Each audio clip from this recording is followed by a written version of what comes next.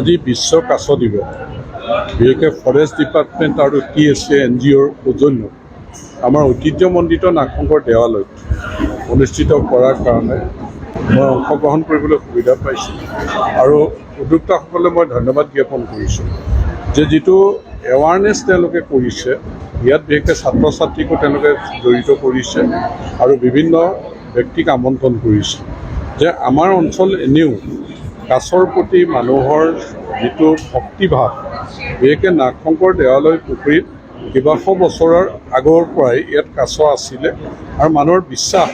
যে দেৱালয় কাছ মানুহে আচলতে পূজা কৰে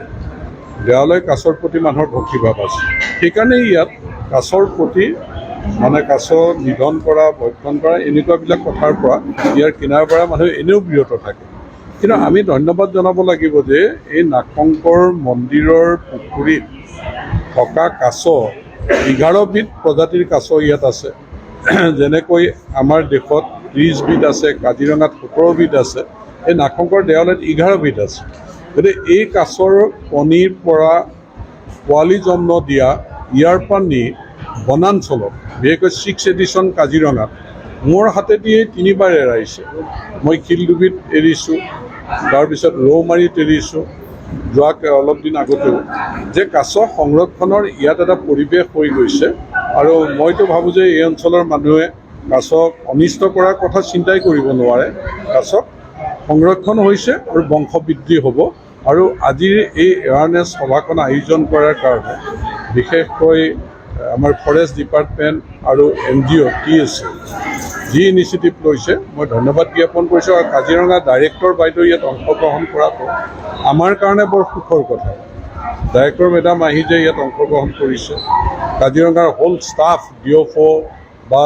ৰেঞ্জাৰসকলো আহিছে গতিকে খুব ভাল পৰিৱেশ এটা ইয়াত হৈছে এই ধৰণৰ সজাগতাই আমাৰ নিশ্চয় আমি যি লক্ষ্যটো বিচাৰিছোঁ সেই লক্ষ্যত উপনীত হ'ব পাৰিম আৰু ইয়াত অৰ্গেনাইজ আমাৰ সুস্মিতা কৰ গতিকে সুস্মিতা কৰেও যি পদক্ষেপ গ্ৰহণ কৰিছে এই অঞ্চলৰ মানুহৰ লগত তেওঁ এটা সুন্দৰ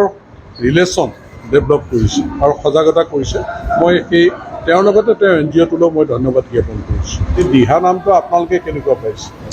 দিহানাম আমি বিভিন্ন শব্দৰ গাঁথনি সুৰ সঞ্চাৰ শুনিছোঁ আজি কাছক লৈ যিটো দিহানাম ৰচনা কৰিছে আৰু সুৰ সঞ্চাৰ যিখিনি সঁচাকৈ শুনিব লগা আৰু মই নিজে সন্তুষ্টি প্ৰকাশ কৰিছোঁ যে সকলোৱে আচলতে নাৰী সমাজ যেতিয়া লাগি গৈছে দিহানামৰ জৰিয়তে কাছ সংৰক্ষণ কৰিবলৈ তেতিয়া এই উদ্দেশ্যত আমি সফল হ'ব পাৰিম